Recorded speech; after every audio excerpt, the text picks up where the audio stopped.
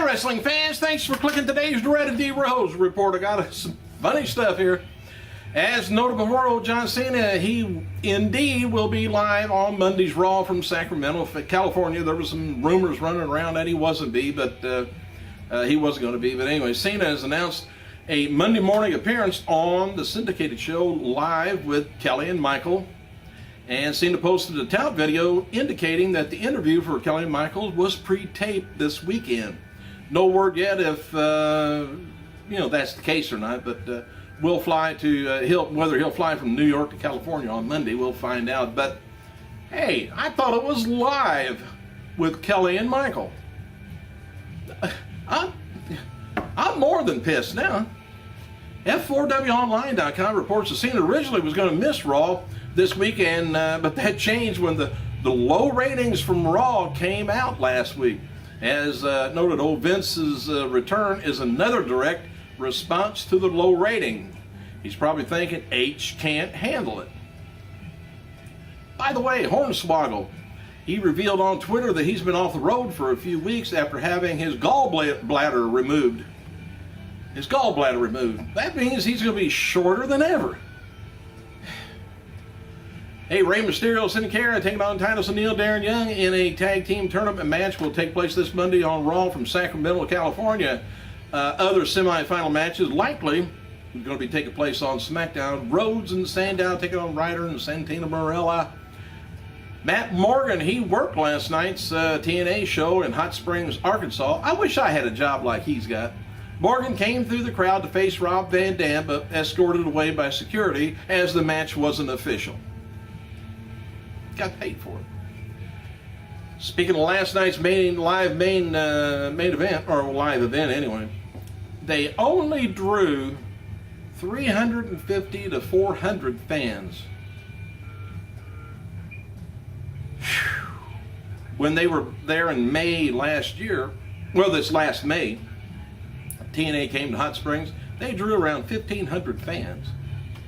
I just think this is just horrible. I don't know why I don't know if it's the advertising or just what it is, but wrestling on a lot of home fronts lately has been kind of down. I don't know if the football kicks everybody in the ass on wrestling or not, but anyway, TNA did announce that last night's live event that Earl Hebner recently officiated his 100,000th match.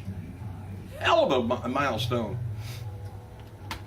TNA also announced yesterday that they will have released more tickets for Bound for Glory with exclusive stage seating. And first time ever, TNA fans will have a chance to sit adjacent to the stage ramps. Pricing for the stage ramp seating, it's $35. It's great. And they released a number of other tickets beginning at just $10. Fans, by the way, if you want to use the promo code TNABFG, for more savings on top of that. I mean, man, there's trying to give away the product, just get the place filled. Anyway, Thursday's episode of TNA scored a very low rating of 0.84. This week's show averaged just barely over 1 million fans, and these numbers are way down from last week's show, which was like 0.99, which about 1.2 million fans or viewers. Thursday's episode of TNA Impact drew the fewest numbers of viewers since June 3rd, 2010, when it went up against the NBA Finals. I know they had a Thursday night football, but I haven't seen the ratings on that yet. Former WWE star Sheldon Benjamin tells AlwaysAList.com that wrestling legend The Barbarian is falsely promoting a wrestling tour in Nigeria this December.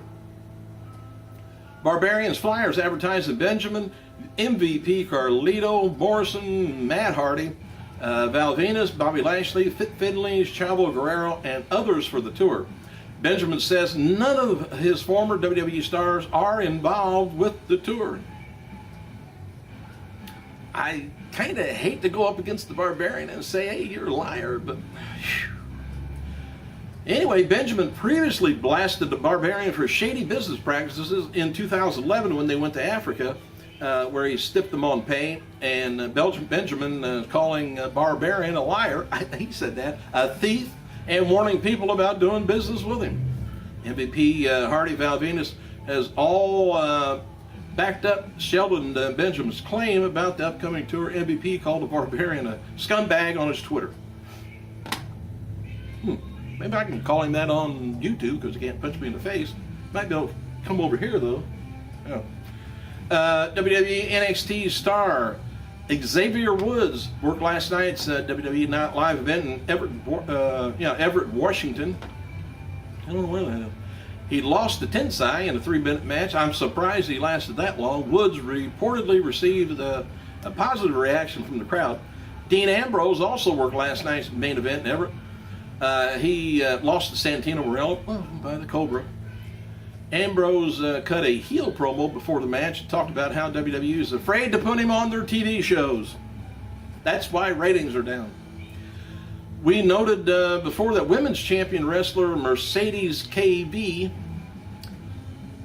and if you've ever seen her, I would nickname her KY, but anyway, made her NXT debut last weekend doing ring announcing at live events. She made her ring debut Thursday, live event in Tampa. Mercedes teamed with Audrey Marie to defeat the team of Paige and Emma. Mercedes tweeted, "First match NXT, so blessed, thank you for the opportunity." Don't know who she was talking to, I guess just all of us. Former WWE champion Batista will make his MMA debut tonight in Providence, Rhode Island, as he faces Vince Lucero in the main event. The fight will air live on DirecTV pay-per-view or BatistaMMA.com. Didn't know there was such a thing. Batista revealed in an interview this week that he will be accompanied to the ring, or rather to the cage, by former WWE star MVP. And Batista added that he's received a lot of support from friends in WWE and TNA as he prepares to make his MMA debut. Interesting words took place between Dolph Ziggler and former California governor and Hollywood icon Arnold Schwarzenegger.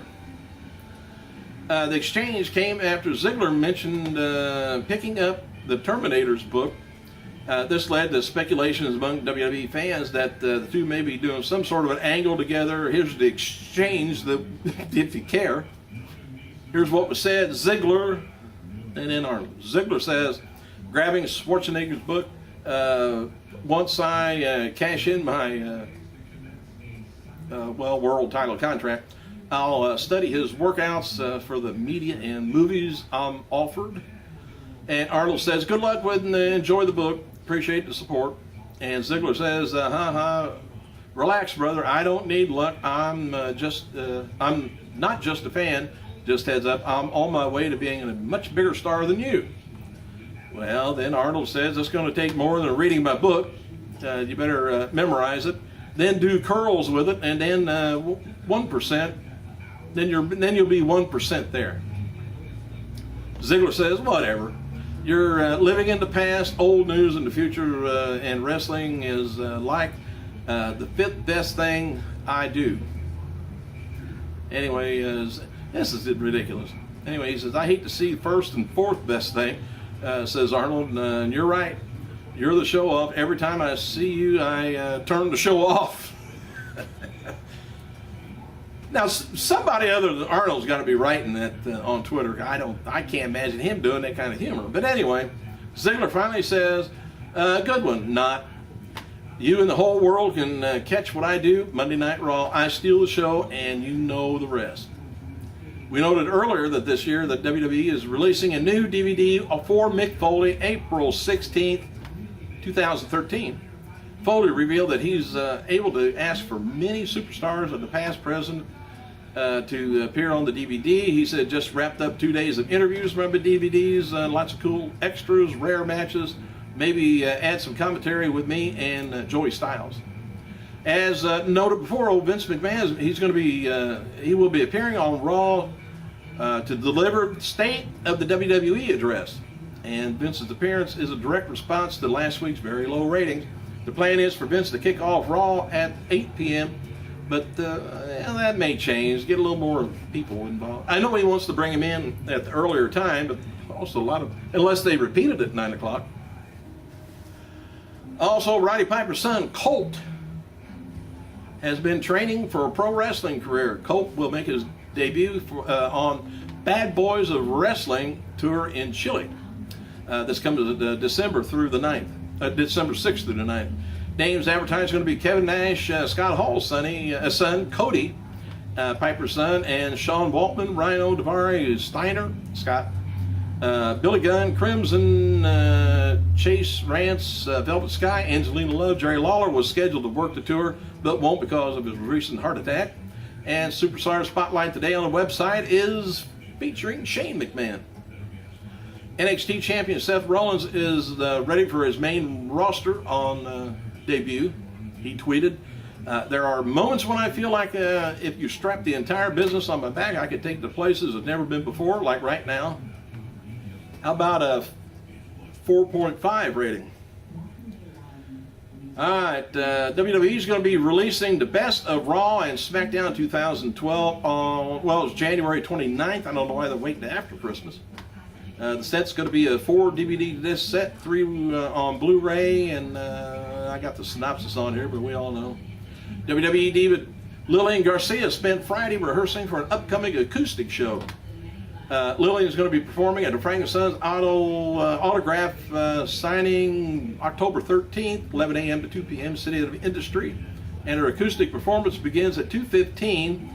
Former WWE diva Maurice will also be appearing that day. 2 days after suffering his first loss in over 25 TV and pay-per-view matches this year, World Heavyweight Champion Sheamus has suffered another loss. He lost to the Intercontinental Champion, The Miz, on last night's episode of SmackDown due to interference by The Big Show. And WWE's David Otunga and his son is going to be filming an episode of Oprah's Life Class yesterday.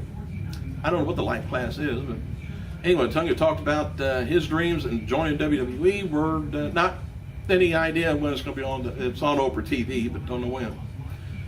Matches for episode of Sunday morning, we'll see Rey Mysterio. Sunday Morning Slam is going to see and Rey Mysterio take on Michael McGillicuddy, and Mick Foley's Sacco and other things are going to be featured. Santino Marella's Cobra and Sacco, I guess. Maybe they're going to go at it. Titus O'Neil, Darren Young defeated Kofi Kingston, R-Truth last night on SmackDown in advance of the tag team tournament. The 2 semi-final matches are Rhodes, Sandown taking on Morella and Ryder, plus O'Neil and Young versus Rey Mysterio and Sin Cara. I think I might have said that earlier. Former champion Bruno Sammartino turns 77 years old today, while former WWE star Barry Dorso turns 53 and Alpha Jr. turns 28.